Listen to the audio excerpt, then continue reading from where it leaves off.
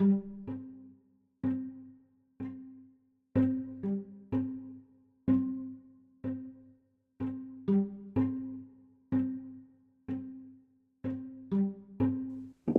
I'm Rene Valentina, and this is Musing Interruptus. I created Musing Interruptus as a space for my students and anyone interested in discovering idiomatic expressions and different vocabulary in different contexts. Thus far, I've always written stories and rants, but today I'm going to do what I love doing most, interviewing interesting people. We welcome Karina Flores Pineda, woman veterinarian specialized in wildlife conservation, musicophile, and dear friend. She comes to us from Gabon, Africa. She is currently overseeing primate care at Gorilla Project for Nanvas. Karina is a dear friend to me and the rest of the animal kingdom. Welcome, Karina. Hi, everyone. Thank you for inviting me. It's a pleasure to be part of Musing Interruptus. I'm usually on the other side, just listening. So it's interesting to be now on the other side. I know that you're very busy, so I appreciate the time you've taken to join us. Are you ready? Oh, and Yeah. thank you for listening, by the way. How do you like to introduce yourself? I am a Mexican veterinarian, and then I specialized in wildlife and in conservation. And I have been doing many things, which I think we are going to talk about that later on. But yeah, basically, that's me. How do you tell people or how do you explain what you do for a living? Well, I tell them that I work in African wildlife sanctuaries with different species of wildlife, depending on where I am at. As a child, what did you want to be when you grew up?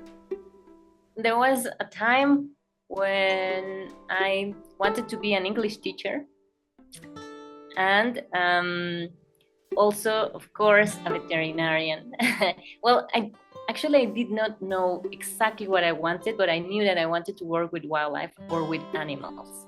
I knew that I loved behavior and just to watch a lot of documentaries, but I did not establish exactly that I wanted to be a veterinarian until I was in high school and I needed to make a decision.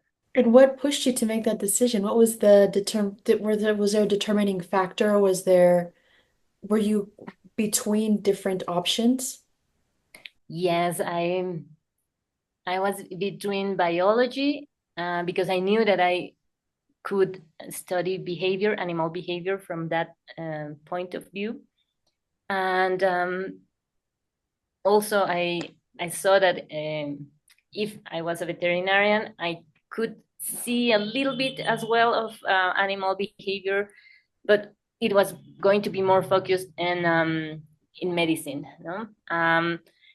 Well, when I needed to do my decision because I wanted to apply at the National University of Mexico, then I was discussing with my boyfriend at the moment, and he posed a question that I think it helped a lot. So what he said, it was, okay, so imagine yourself in a forest and you're walking in a forest and then you see an injured deer. So what would you like to do with that deer? How would you like to help that deer? And then he said, if you are a biologist, then maybe you could not do much medically, but if you are veterinarian, you could help the deer medically, you know? And so what would you like to do? And of course I was like, of course I want to help him heal and feel better. So that's how I knew I wanted to be a vet. When I was younger, I was collecting injured birds and I was trying to feed them and trying to make them feel better and heal, no? And yeah, I think it was maybe meant to be. It sounds like it was meant to be. It was written in the clouds there. Okay. In the stars, written in the stars. Thank you for sharing that. So after studying at the National Autonomous University, what did you do? Well, I studied more at the National University, National Autonomous University.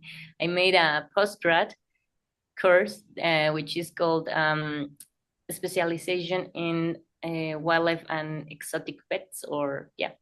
Um, so that was a 3-year postgrad course, and then I started working, of course, and earning some money, working as well as a lecturer in the National University, in the wildlife and ethology department, which allowed me to also squeeze into these behavior consultations and behavior lectures and learn a little bit more about that, which has been very handy, especially lately.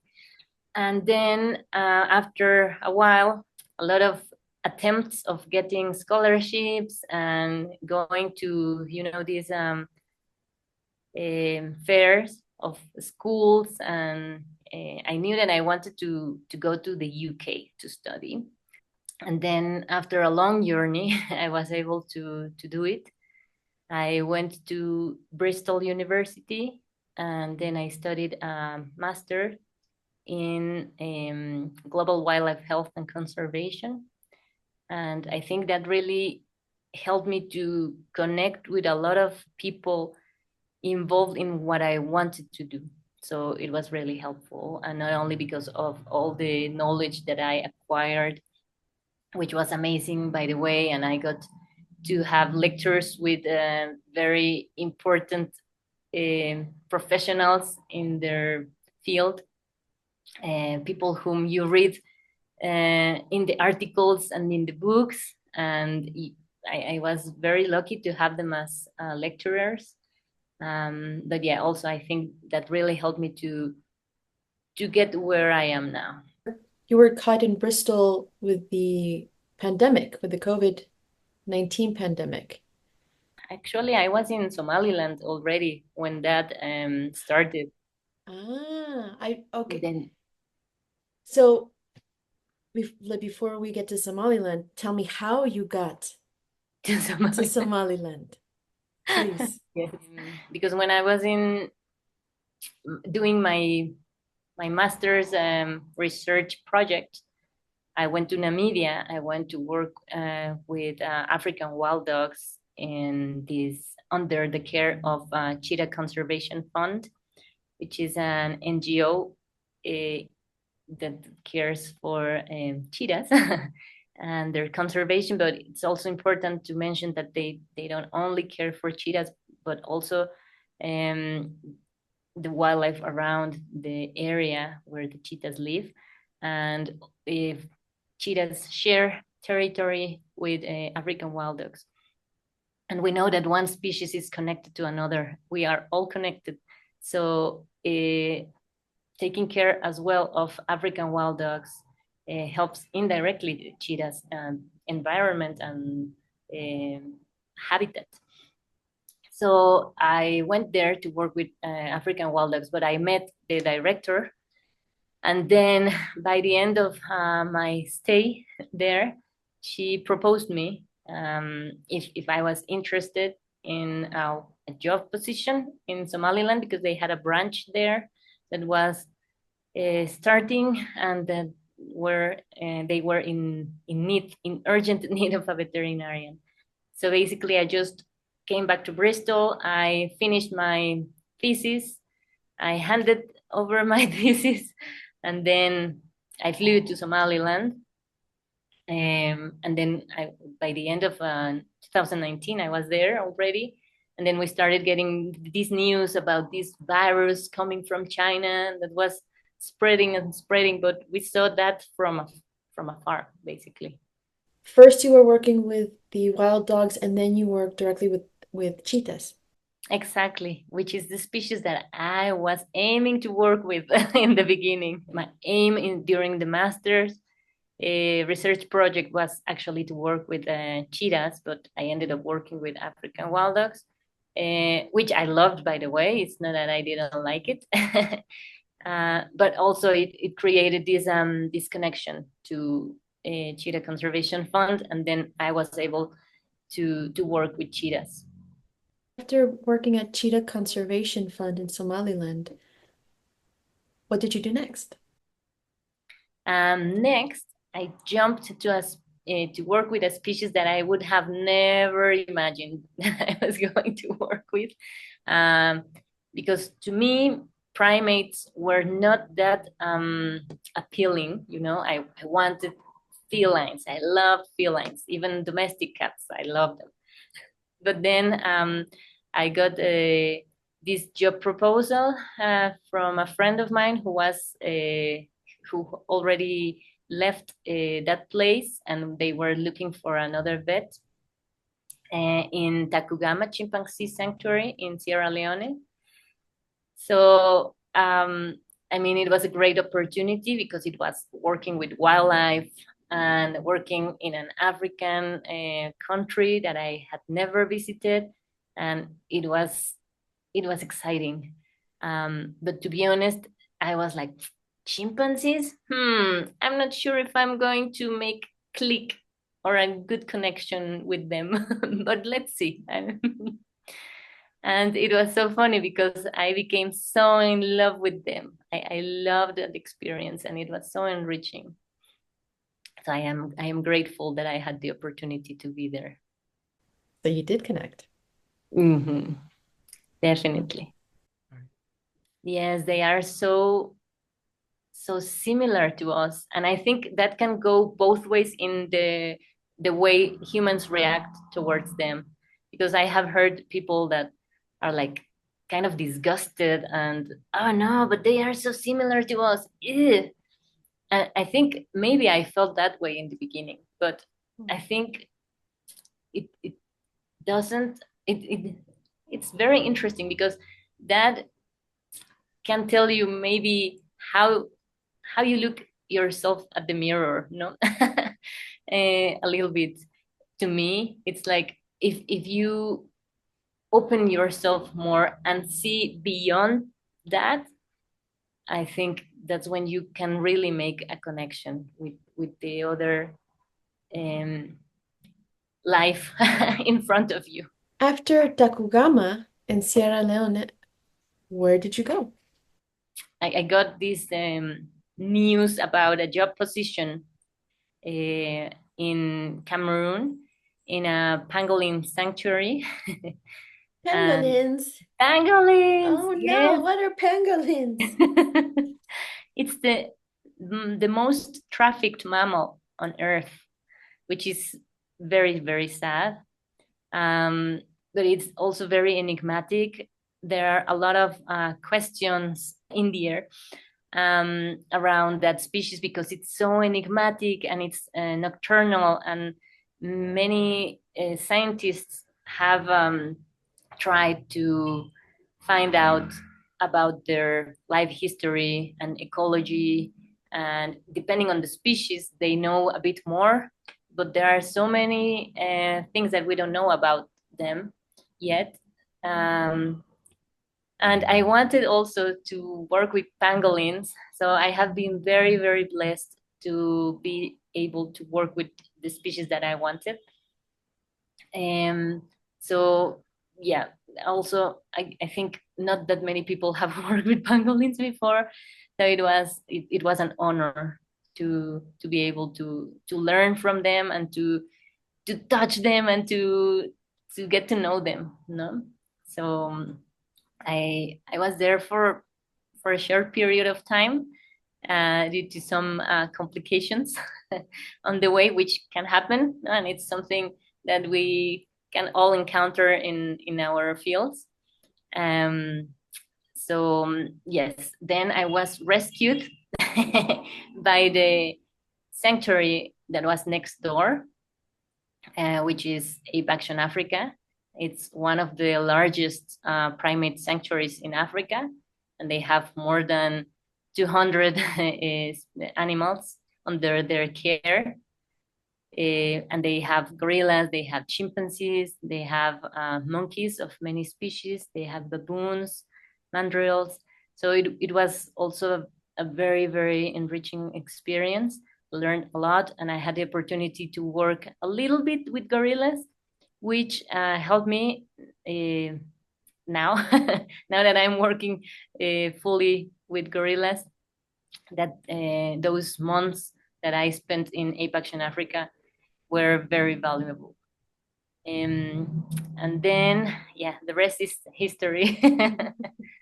Now you're at Gorilla Project Fernand Vaz Exactly. in And Gabon. I think the fact that I had this little experience in Ape Action Africa gave me a little bit of confidence to say, okay, yeah, I can be there. I can work there. Which is your favorite sanctuary and why? I think it's difficult to say which one is my favorite because mainly because of the animals. I like them all. I love them all. Each one is special in its own way. This is a question you might get asked frequently. What is easier, working with people or animals? Why? Ah, yes. um, I think definitely for me it's working with animals. But the truth is, also in the school, they tell you, well, if you are here because you wanted to work with animals, then you're in the wrong place. Because here you are going to work with people as well. Because that it comes with the job, right? It So comes with it's the true. territory. Exactly.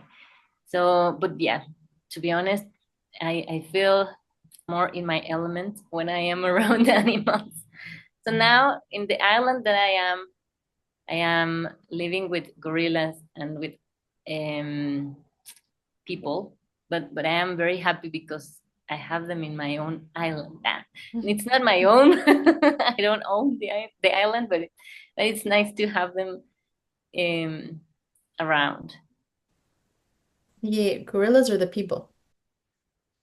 I think both. Okay. Both because you may also get lonely, and it's nice to just say good night, good morning. How are you? Hmm. Are some species easier to connect with? Yes, yes. Great apes for me has been a wide discovery of all the things that we share and how similar we are and how easy it is to connect with each other. Chimpanzees, especially, they are so expressive, and it's very interesting because there are studies that say that have found that chimpanzees are very focused in this area of their faces and our faces, but we tend to look in this area of the face. But still, I mean, 80% of our language, sorry, comes with the body language, no? So, and we don't realize that often. So they read us maybe better than we can read them. It is possible for them to understand us more than we understand them. Yes, I think so. Mhm. Yeah, and it was very interesting as well because of COVID. Now we started wearing face masks around them. So it was very important to realize that much of our communication towards them was already like limited because this part that they focus on is covered in our faces. And that happened to us too. You know, we were only able to see each other's eyes. We couldn't see if True. the other person was smiling, if the other person was, we went to the supermarket and everything was, we lost a part of each other. Yeah, true. Now, and now I see that the the species you worked with lost a part of you when you Mhm. were working with face masks. Yeah. Mhm. What recommendations would you give to young professionals in your field? Don't give up. Pursue what you want to pursue in your dreams. Be respectful, be empathetic, and learn from wherever you are and from every possibility that is in front of you. Because you never know where you're going to end up and what are you going to end up doing.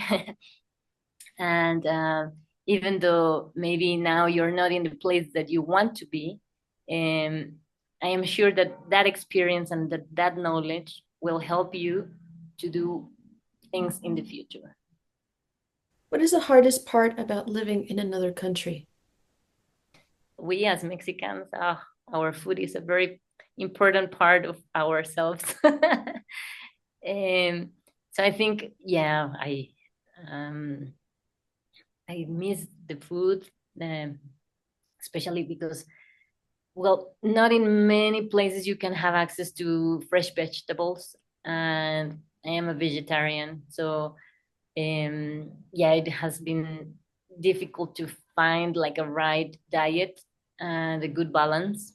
That, and of course there are many things that you don't have. You don't have many um, luxury things, or even common day things like electricity at any time, or running water, or even good internet. So I think from time to time you miss some of those things, and it can be difficult to deal with some aspects of your job without those things, because sometimes you may want to be more efficient and finish things faster, but things are not working the way you want to, and you don't have all the elements to get things done. Lack of resources, etc. So then you just have to deal with it. So I think those can be challenging, and of course the fact that you are away from your friends, away from your family, um, those things are also difficult from time to time. So you have to really create your own family where you are. And of course, I know that wherever you are, you can just isolate yourself. You don't have to be in Africa to do that. You can be in the city, you can be next to each other. So I think it's just a matter of reminding ourselves to connect, to connect with other people, even though it can be a bit more difficult in Africa, where you don't have a good network. But yeah, it's important. What's your favorite part about living abroad? My favorite part is, I think, getting to know different places, getting to know different people, different cultures, and just learning from where I am. Uh, what do they eat? How do they eat it? Let me try. Yes, I think that's one of my favorite things. Well, I think also living abroad helps you to have another perspective of your own country as well, of the problems of your own country, and how, like, to compare, of course, no, how better, for better of or worse, no, where you are, and of course you can also get depressed and unmotivated, to see that maybe the things that you thought were happening in your country are not just exclusive in from Mexico, and then they are happening in other places, no. um but yeah, I think it's just a very enriching experience from very many aspects, various aspects. now that I have been visiting Mexico and talking with friends, and getting to know a bit more of the current situation in Mexico, it has been also um, interesting. Let's put it this way, because also I got disconnected from many things happening in Mexico since 6 years ago.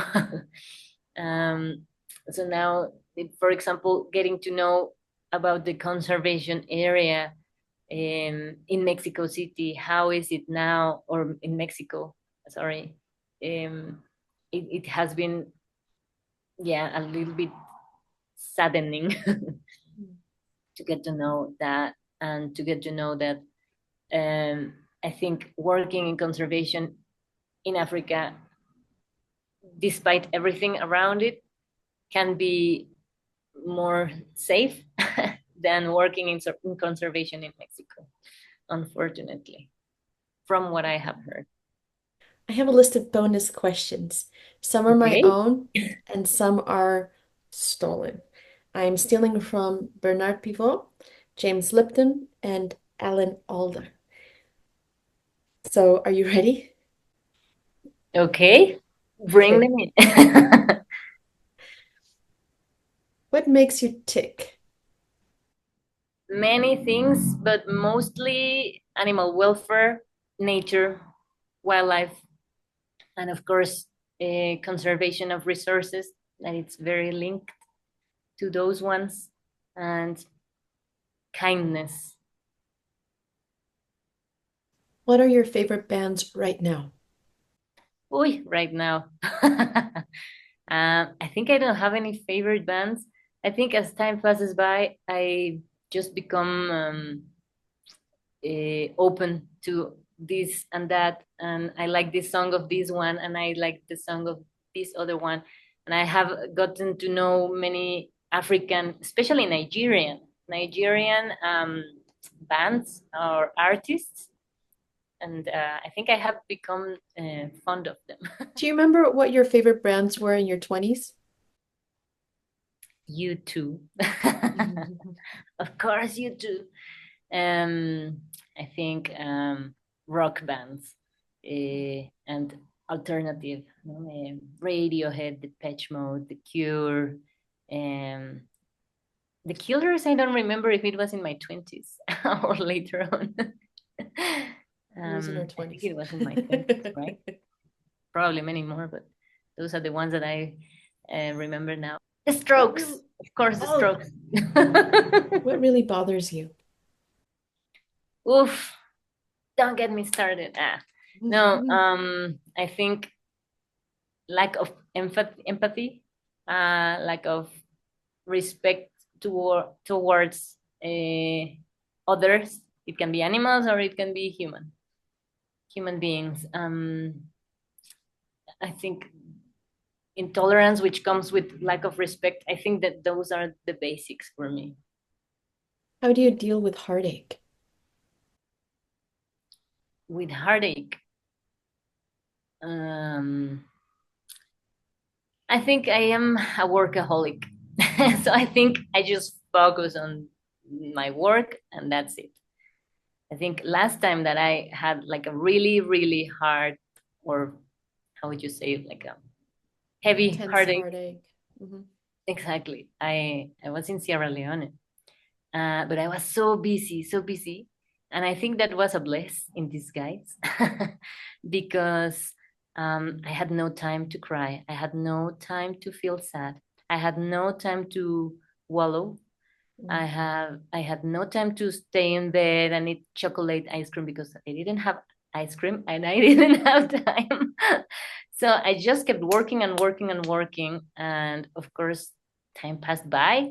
And then when I looked back, it was okay. I was healed. But I think also my chimpanzees helped me to heal my heart. These are some of the questions that I'm stealing. Okay. What is your favorite word? Chigüiro. What does that mean? It's a capybara in Colombian. What's your favorite sound? Uy, I have many favorite sounds. One of them, it's I think very peculiar because it's when when you go to this classical music concert and when the orchestra starts tuning their instruments, so that sound, oof, it how do you say, it gives me the chills. Yes. Yes, of course, the popping sound of the popcorn, oof, that sound is glory to me. And the laughter of the chimpanzees. Yeah, What job would you love to try? I think barista and um, chef, but only desserts, only making desserts. I hope you do. I hope you do, and I'd love to be your guinea pig. Yes, thank you. What job would you absolutely never do? Cleaning and unclogging this how do you call this, the drainage drainage system of the The city. sewage system. Yes. That's mine too. And so people actually they put on, I guess, their neoprene or special suits, and Like coveralls, yes, exactly. they deep dive into the sewage system to Yeah, unclog or to it. give maintenance, or yes, Mhm. exactly. Mhm. Oh yes, God bless them. God bless them. Thank you very much. What is the strangest question anyone has ever asked you? Well, I'm just going to say it because it happened recently. Mhm.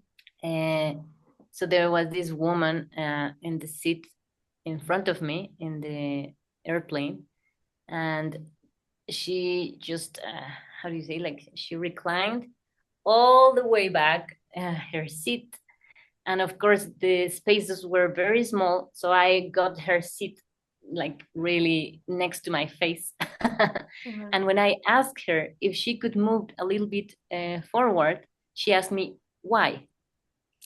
So I think to me that was like a super weird question, because I was explaining to her that the spaces are small and that her seat was almost touching my face. And I was asking her, could you please move a little bit forward? And then when she asked me why, I think that was a question that I was not even ready to hear because it was like, why?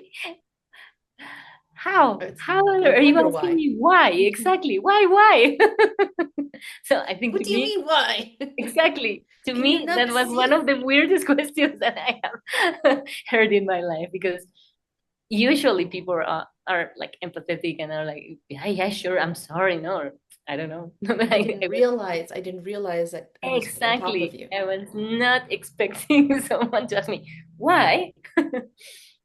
Wow. Yes. Why? Wow. That's Exactly. wow. Exactly. Yes. Wow, lady. I hope you're watching. Wow. Exactly. Wow. What do you wish you understood? Finances, I think. That's one of the most like important ones.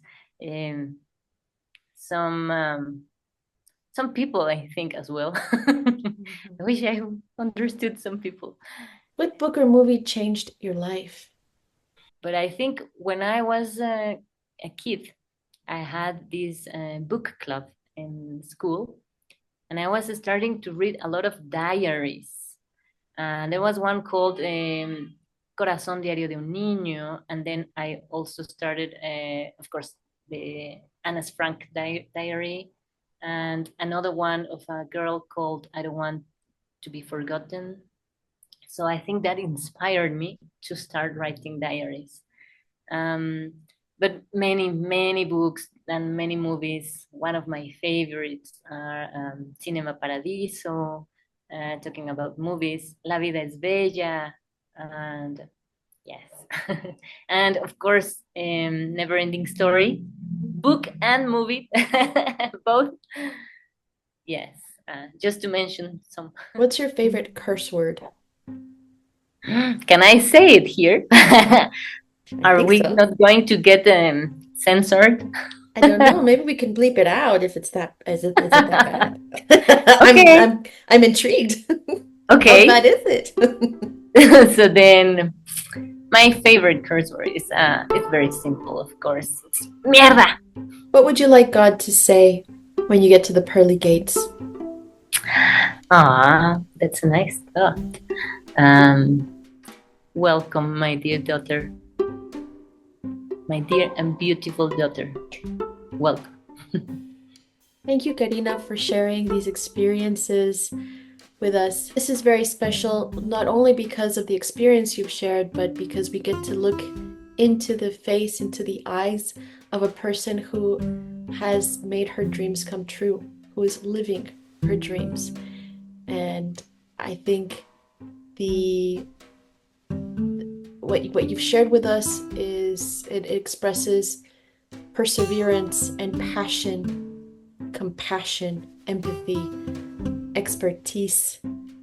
And I appreciate that you brought all of this to us. It's a pleasure to hear about your travels around the world and how you connect to different beings. Thank you for being a guest on Musing Interruptus. My pleasure. And yes, thank you for all these beautiful things that you say about me. I feel very honored. And yes, it has been a pleasure to think about all these things that usually you don't realize or they don't come to your mind. So thank you also for this introspection session and for being such a great host. Thank you very much. Thank you for saying that. And well, for our viewers and listeners, thank you for listening. And I have a few questions for you. You can write, you can send us a message, whatever you prefer. Do you find it easier or harder to connect to beings than other humans? Do you have a favorite species? What stories do you have about communicating with other species? I'm listening.